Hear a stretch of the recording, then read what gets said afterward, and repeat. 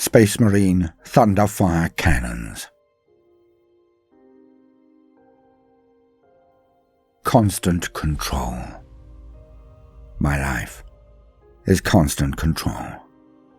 Never ending, never relenting.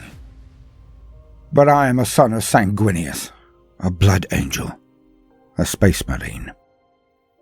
I am up to the task.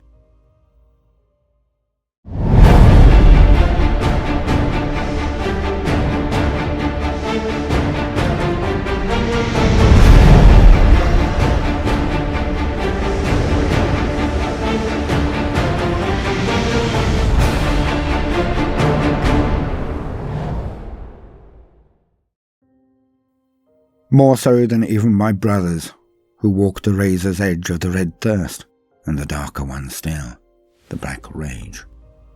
Every day we struggle with this beast inside us, that if released just once, could threaten our entire existence. It could be a moment of weakness that washes away all of the good and honor and virtue and grace we have acquired through centuries of hardship and combat. One slip from the edge, and we can topple into unending madness, carnage, and blood.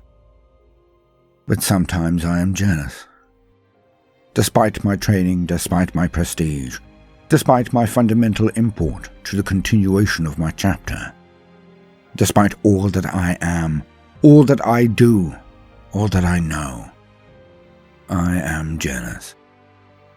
For my brothers get to fight close up, as we all yearn to do, to feel the whir of the chainsword, to fly high on wings of fire. But no, not for me. Never for me.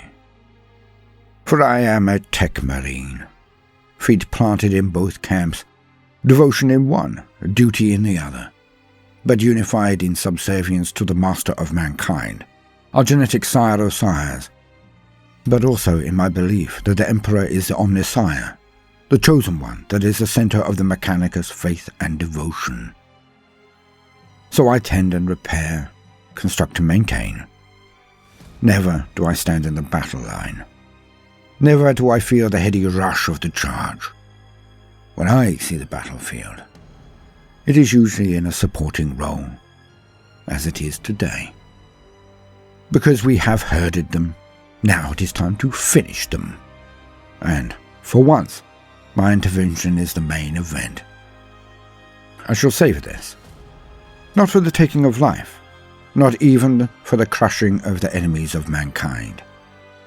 No, I shall savor being a fundamental part of our battle, of our victory, instead of just a fundamental part of our chapter's existence. The biker and land speeder elements of our strike force have been harrying the enemy mercilessly. Our battle line units forming immovable walls of ceramite that dish out punishment whenever any of them get close enough. Our assault and fire support squads close off exit points and throw them back. We are corralling them into a small valley. And, as usual, it has worked efficiently as it should. The greenskins are actually doughty warriors, but they are also Xenos animals. They go where we lead them. They have no idea of what is in store. As they reach the last positions, our trap is about to explode into reality. I interface with a Thunderfire cannon. Its machine spirit welcomes me as a friend almost. We are so well suited to one another. For the Thunderfire can sense my excitement, its barrels already rotating, powering up in response. The orcs mass and prepare to break out, but this is what takes them into the exact spot. Our forces withdraw from them, and they walk into it. And it is then that I introduce myself, by proxy of course. Shrapnel exploding above them, showering their lines with hell and blood and death, as I unleash the Thunderfire cannon. I maintain this for a full 5 minutes, the barrels whirring so fast that I have to be careful of overheating. But I have calculated and timed this perfectly, for I had little else to do whilst waiting. So I am consummately aware of the exact milliseconds I need to slow or stop. but it is enough. As the cannon is reloaded by me so swiftly, it is the last rounds that I change for the very last seconds of its ability to continue at this pace. So close to overheating. The last few dozen rounds fly into the air. Then I instantly power down the cannon and watch. For those last shells are programmed differently. They do not burst above the heads of the orcs, but burrow deep into the ground beneath them. Then they explode. The ground the orcs stand on rumbles with such force that it takes them all off their feet, throwing many in the air first and causing pandemonium. They are in disarray. And it is then that I am just that tiny bit jealous again, as I look through my augers to witness my brethren marines then come down on them with fire and sword and fury. It is a sight to see.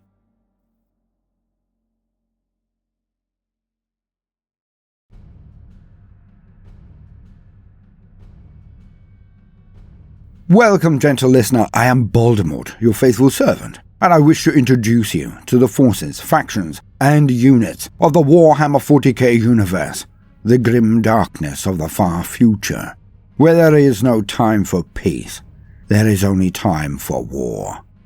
And today, we are to take a brief look at a weapon that has slain countless millions and turned untold battles. Its assault is not always heralded, and often those who receive its attention had no idea they were in its sights at all. Of course, I can only be speaking of the Adeptus Astartes, the Space Marine Thunderfire cannon. A fantastic little piece of war gear that gives versatility and utility. But we shall discuss that later. And so, as usual, for the very basics, let us lean on existing wisdom. To quote, Thunderfire cannons. When a tactical situation calls for sheer firepower over mobility, a techmarine may bring one of the armory's Thunderfire cannons to war. These colossal, quad-barreled artillery guns are designed to excel in a point defense role. Each is capable of firing and reloading at a punishing rate, unleashing salvo after salvo of explosive shells, or even, on occasion, the burrowing payloads known as tremor shells. With these they pound the enemy into oblivion. Only the foolish dare advance in the face of such overwhelming and obliterating firepower. Mounted on rugged track units, Thunderfire cannons can traverse almost any terrain to reach the optimal firing position. Though they can move under their own power, they are normally deployed via Thunderhawk, brought in when Space Marine forces need to crack a foe's strongpoint position, or halt a sudden enemy breakthrough in its tracks. Those enemies who get too close will soon be engulfed in a wave of explosions that never seems to cease. Each Thunderfire cannon is tended to by a single techmarine gunner, who uses his bulky servo harness to reload the artillery piece, whilst calculating optimal firing trajectories. The techmarine manning a Thunderfire cannon can set its shells to detonate in a variety of different ways, depending on the tactical situation. Surface detonations are employed against numerous enemies in comparatively clear terrain. Airburst shells are used to scour a foe from cover, and the techmarine can even program the shells to burrow deep into the ground before detonating. Though the force of the blast from such tremor shells is greatly reduced, the resulting shockwave is sufficient to leave the foe sprawling, making them easy prey for his brother Space Marines. End quote. Now I really enjoy seeing these things on the field of combat, because they give a depth and versatility to a Space Marine force. They can be used to fire at targets that they cannot even see. Their augers and other targeting arrays permit this, but as fun as this is in a narrative, it is even more fun on the board. Because it means that no unit, vehicle or leader is truly safe. For the Thunderfire cannon has a colossal 60-inch range. It can literally strike anything at any time from anywhere on the board. And I have had my back rank devastators creamed. I have had my front rank assault units hiding out of line of sight flattened. and I have had my leader range slightly too far from his units, and be hailed upon by the fire from this cannon. And it is a sumptuous and exciting model. Its intent utterly clear from its clean lines and sturdy construction. A thing of carnage, a thing of terror, and an excellent target for a deep-striking elimination unit. I adore them, and I really ought to get one soon. I have been Voldemort, your faithful servant. I hope you have enjoyed this brief introduction to Space Marine Thunderfire cannons. If so, then please consider liking and subscribing.